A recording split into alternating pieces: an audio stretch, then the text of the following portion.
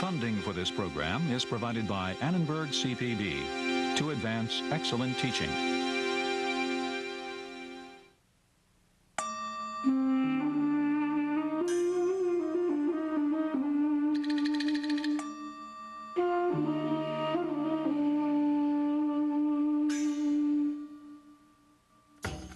Sometime in the 9th century CE, a princess left her home on an important diplomatic mission. She was to be married to the leader of a foreign land.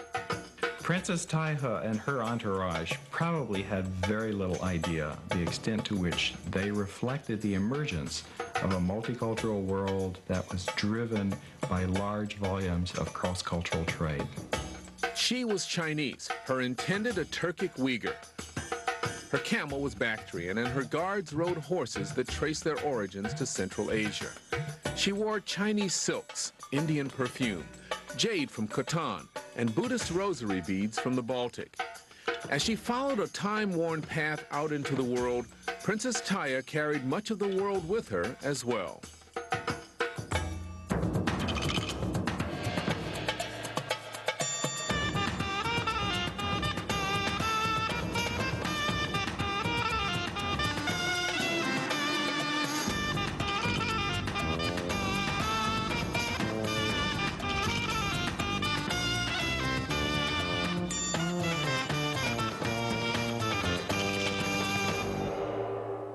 No matter how far into the human past historians look, they find evidence that our ancestors showed keen interest in distant lands, their people and societies.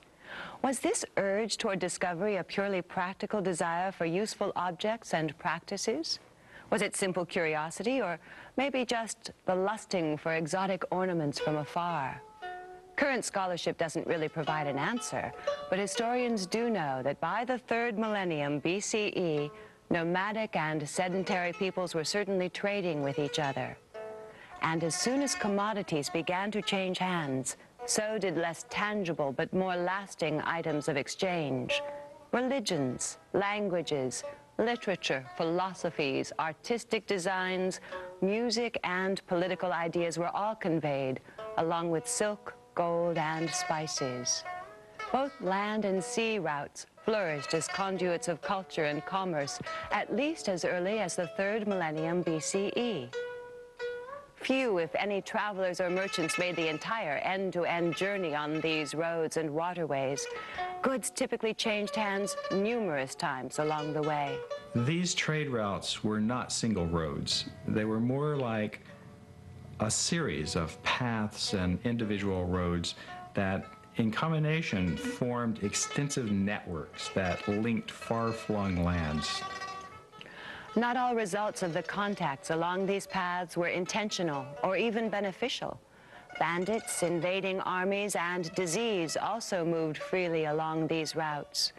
But the richness and complexity of these cross-regional connections set the pattern for the globe-spanning interconnections we know today as globalization. Most people associate land-based trade routes with the specific commodities that gave them their names: the Silk Roads across Eurasia, the Gold Roads in West Africa, and the Turquoise Roads in the Americas. But by examining these three networks through the richly varied exchanges that took place along them, their significance as much more than mere commercial highways begins to emerge.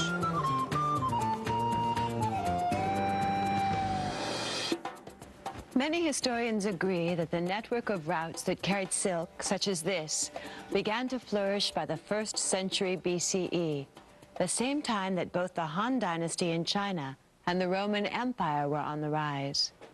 But how did this complex network that would eventually stretch from China to the Mediterranean develop? According to archaeological evidence, the first Eurasian connections were between various settled agrarian societies and nomadic peoples as early as the 3rd millennium BCE. This early trade involved such important commodities as lapis lazuli, furs, birch bark, wood, sheep, and cattle. The precise routes early Eurasian traders used and how often they traveled these paths varied over time. and not many ancient societies had the might or the resources to offer protection beyond their own limited area of control. So journeys on the early routes could be hazardous, as the very existence of these routes drew the attention of bandits and ambitious conquering armies, making travelers and traders easy prey. In the late 4th century BCE, the invasion of Alexander the Great opened up the wealth of southern Asia to the peoples of the eastern Mediterranean. Although Alexander's goal was to build an empire, not establish trade routes, his incursions to the east did encourage a flow of goods and ideas between India and the Mediterranean. This was the first step toward formalizing what is today called the Silk Roads. The establishment of strong imperial states, such as the Roman Empire in the Mediterranean Basin and the Han Dynasty in China, were very important for the Silk Roads for a couple of reasons. One is they provided the security that made it possible for merchants to travel safely over the Silk Roads. And besides that, they were economic powerhouses that were responsible for the production and much of the consumption of the items that traveled over the Silk Roads. Around the same time as Alexander's forays into southern Asia, the situation in China was leading to the creation of similar networks developing westward. The Han Dynasty reunified China at the end of the 3rd century BCE, but the empire still suffered from harassment and invasion from nomadic peoples. The Chinese search for allies led to contacts with the ancient kingdom of Bactria, located in present-day Afghanistan. A taste for Bactrian trade goods, especially horses, was born. Horses became an elite status symbol to the Chinese, just as silk became a status symbol to their trading partners like the Romans. The Roman historian Cassius Dio described the extravagant use of silk by Julius Caesar around 50 BCE. One feature of Caesar's extravagance shall give an idea of all the rest. In order that the sun might not annoy any of the spectators, he had curtains stretched over them made of silk. This fabric is a device of barbarian luxury and has come to us to gratify the fastidious taste of fine ladies. These trappings of prestige and power eventually became essential to the political stature and security of any ruler wishing to maintain power.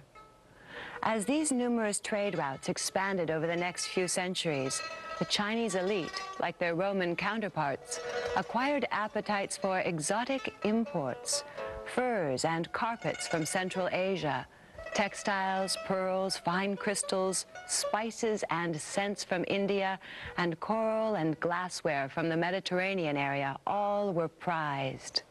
Trade goods were by no means the only things that traveled on the Silk Roads. Quite apart from the trade goods, there were missionaries and pilgrims who helped to spread Buddhism and Nestorian Christianity and Islam throughout the heart of Eurasia. At the same time that trade was expanding between the Roman and Han empires, the Mauryan Empire, which was located in present-day northern India, was also participating in extensive exchanges along the Silk Roads. The Mauryan ruler, Ashoka, was responsible in the 3rd century BCE for an energetic burst of prosperity. He built a network of roads, including a 1,000-mile highway that linked the trade centers of India with routes through Bactria, Persia, and beyond. Ashoka also provided wells, established inns, and even planted trees for the comfort of merchants and travelers. But Ashoka was witness to the movement of more than commercial goods along these routes. Buddhism was the first of the religions to travel with caravans along the Silk Roads. Islam, Zoroastrianism, Nestorian Christianity, and Manichaeism all contributed to the rich mosaic of beliefs that found disciples and missionaries on the Silk Roads in the 1st millennium CE. And religion wasn't the only cultural export moving along these routes. Traditions from various cultures transformed, influenced, and interacted with each other along the way. The Tang capital at Xi'an became a vibrant cosmopolitan center in the 7th and early 8th centuries. Quite apart from the communities of Nestorian Christians and Muslims who lived there, There were numerous peoples from Central Asia who brought their traditions of music and dance, and sometimes there were even members of the Tang court who appreciated their entertainment. The artistic traditions and influences of the various traders, travelers, and pilgrims traveling these routes were reflected in artifacts and literature they created. Together, goods and ideas tell the story of peoples making connections across vast regional and cultural distances. It's common to think of the Silk Roads as an exclusively Eurasian system of trade routes. But in reality, it's more appropriate to regard them as part of a vast network that linked all of the major regions of Afro-Eurasia. And at the extreme southwestern end of this trade system, in Western Africa, one of the most sought-after commodities was gold. Despite extremely harsh terrain, West African trade routes were in use long before the Silk Roads were fully established. But how did these routes develop? Oral traditions, along with the work of archaeologists, have shown that well before the arrival of Islam in the 8th century, intrepid merchants in this region crossed a vast sea of sand spanning 3.5 million square miles, an area only slightly smaller than modern China. Shifting sand dunes were a hazard to travelers, and precise knowledge of the location of scattered oases was crucial to survival. A caravan crossing the Sahara took between 70 and 90 days, with oases typically spaced about 10 days apart. Even the sturdiest donkeys and horses were sorely taxed by these distances. It was with the arrival of the domesticated camel from the Arabian Peninsula around the 7th century BCE that the crossing became somewhat more manageable. Camels were better suited to desert survival and could carry a heavier load. By 500 CE, camels were the primary means of transport. Trade increased, especially on the north-south routes that connected the Silk Roads.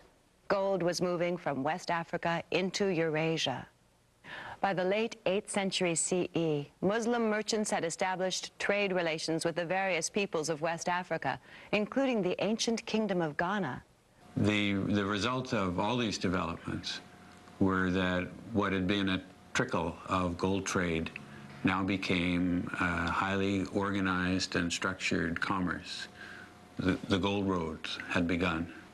10th century Muslim geographer al-Bekri left a detailed description of how vibrant trade in Ghana contributed to the ascension of a region Arab merchants would come to refer to as the land of gold. The nuggets found in all the mines of this country are reserved for the king. Only this gold dust being left for the people. The nuggets may weigh from an ounce to a pound. It is related that the king owns a nugget as large as a big stone. Local merchants in ancient Ghana traded in ivory, salt, fine leather, and later slaves for horses, cloth, and manufactured goods from the north. As was the case along the Silk Roads, rulers in West Africa sought ways to encourage traffic along the routes that connected West Africa's gold fields with the cities of the Mediterranean, North Africa, and beyond. They were also faced with the problem of how to protect their precious trade. The claim was that the king of Ghana could field an army of 200,000 men. It certainly indicated that to this Mediterranean-born author that this was a populous region, and also that there were wars requiring the fielding of large armies. The literal figure of 200,000 is certainly too large, but it indicates clearly the contention that had been brought by the struggle to dominate the gold trade in the western savannah. In the late 11th century, struggles to control the lucrative caravan trade resulted in the disintegration of Ghana. In place of Ghana, the trading states of Mali in the 13th century and Songhai in the 15th century followed as hubs of commercial power and prestige. They filled the African demand for salt, as well as the desire of the rest of the trading world for gold. While archaeology provides a picture of indigenous expansion of trade long before Islam arrived, it's through accounts, such as those by Arab traveler al-Bakri, that the spread of Islam along the trade routes can be clearly traced. The king had as his guest a Muslim who used to read the Quran. To this man the king complained of the calamities that assailed him and his people. The man said, "O king, if you believed in God and testified that he is one, and if you accepted all the religious laws of Islam, I would pray for your plight." Thus he continued to press the king until the latter accepted Islam and became a sincere Muslim. The gold roads provided a fertile network for the expansion of Islam. From its very beginnings in the mid-7th century, Islam enjoyed a close, mutually beneficial relationship with commerce. Muhammad himself had been a caravan trader, and his wife, Khadija, had run a successful caravan business before their marriage. In the commercial center of Mecca, religious leaders and missionaries cultivated close ties with merchants and caravans. Muslims and their faith traveled along most of the Afro-Eurasian routes, joining the train of humanity wandering and marching along the trade conduits of the world. The existence of Dar al-Islam, the abode of Islam, ensured that Muslims would experience a sense of kinship and community in their travels and in their commercial ties. Because Islamic tradition venerates learning and teaching, Muslim explorers also used the trade routes for access to centers of learning. Through their travels, they imparted an immense body of scholarship in such areas as mathematics, astronomy, and medicine. For centuries, the gold roads were conduits for rich multicultural exchanges across Saharan Africa and beyond. Normally, pre-Columbian America isn't thought of as having elaborate trade networks in the same mold as the Afro-Eurasian gold and silk roads. But long before the 15th century, when European conquest bound the Americas to the Afro-Eurasian trade systems, regional and intercontinental contacts were established between peoples of the Americas. In studying the pre-Columbian Americas, historians rely on the work of anthropologists, archaeologists, and mineralogists to help reconstruct what were undoubtedly vibrant commercial contact networks. Stretching from the rainforests of Central America to the deserts and mesas of New Mexico, these connections spread out from Mesoamerica, facilitating the exchange of goods and cultures as early as 700 CE. While the demand for goods like silk, horses, spices, gold, and salt drove the Afro-Eurasian trade routes, it was a fascination with a soft, pale blue gemstone that gave these routes their eventual name, the Turquoise Roads. Turquoise was important for its beauty, and it conferred status on its wearer, but for the peoples of Mesoamerica, it also had another significance. Unlike the trade goods of the Eurasian Silk Road, silk and gold, which were valued largely for their rarity as well as for their beauty, turquoise also had a ritual sacred significance, as did the feathers of tropical birds, the parrots, the macaws, which traveled north along the Turquoise Road to the Anasazi in exchange for their turquoise. To be sure, other goods such as obsidian, shells, and pottery were exchanged throughout the Americas. But by tracking the story of the turquoise trade, historians can trace the continual movement of cultural influences. Fortunately, there's a characteristic of this mineral that helps scientists follow the route that turquoise traveled. Using chemical fingerprinting techniques, it's possible to trace an individual piece, found in Mexico, for example, back to its source mine 1,000 miles to the north.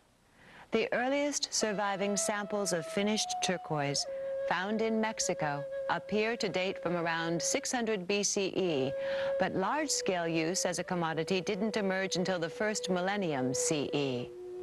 The Anasazi settlement of Chaco Canyon in northwestern New Mexico became a distribution center for the trading networks that connected the mines with their Mesoamerican customers. Among the first importers of turquoise were the dwellers at Alta Vista. This area was controlled by Teotihuacan, then the dominant city of Mesoamerica. Here, artisans imported raw chunks of the precious mineral and created finished pieces for export to the wealthy markets of central Mexico.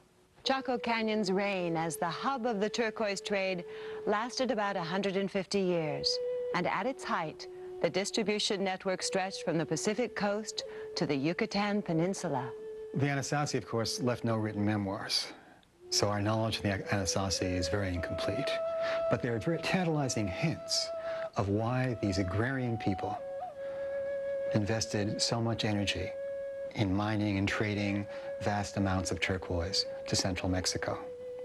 For example, we found at the northern Anasazi end of the trade route pens for holding macaws, tropical birds, suggesting that they were part of the deal.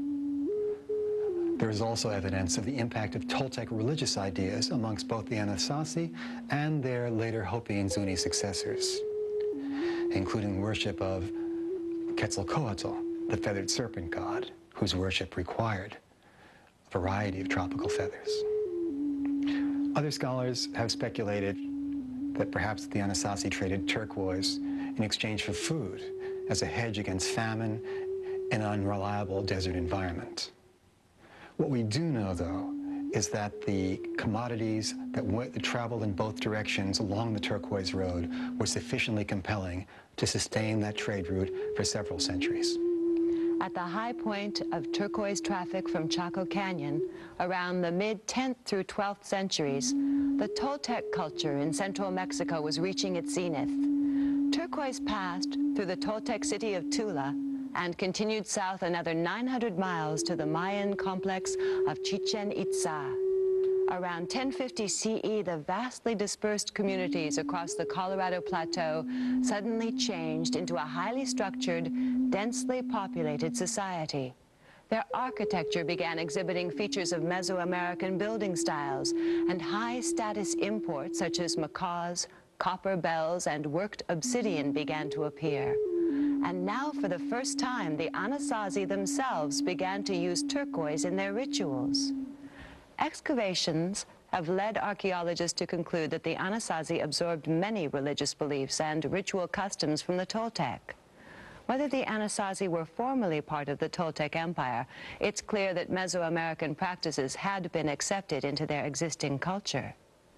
The Mexica, or Aztecs, were successors to the Toltec in Mesoamerica, and they adopted both the Toltec gods and the Toltec desire for turquoise.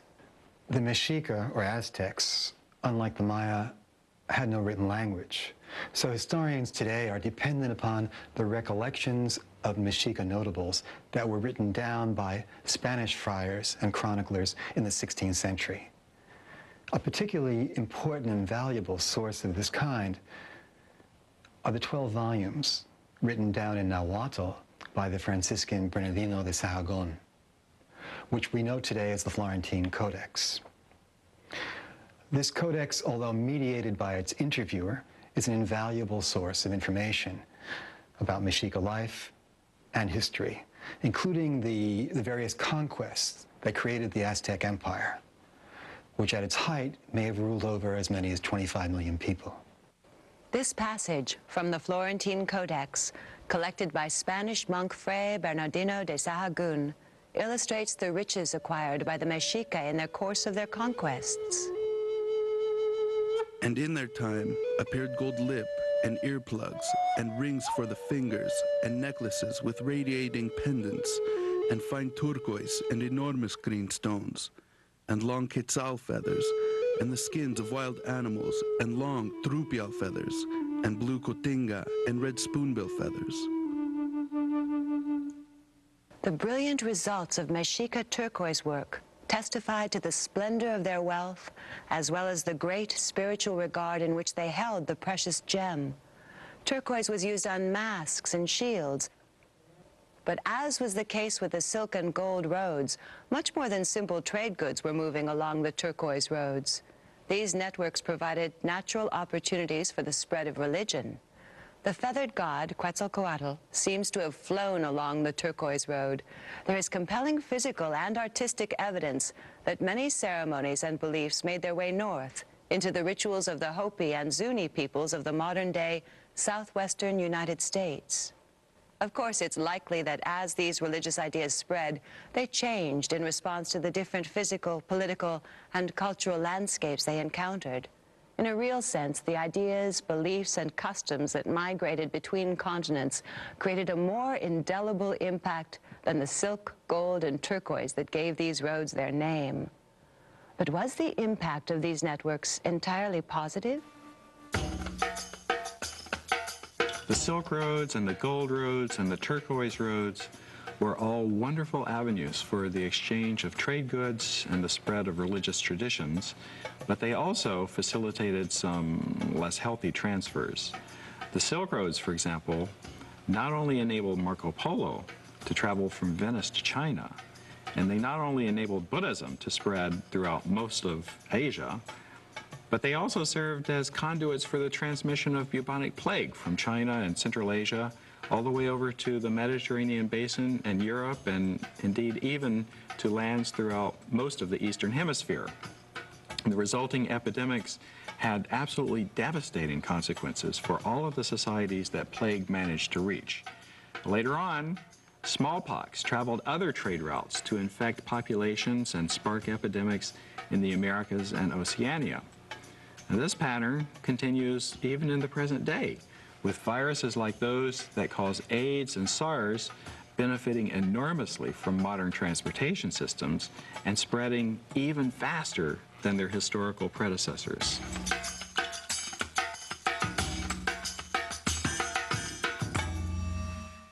The various trade networks that spanned Eurasia, Africa, and the Americas did much more than serve as conduits for exotic goods.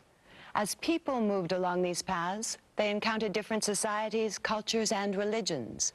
And as these contacts increased, economies became integrated, stimulating the exchange of ideas, religions, arts, and technologies.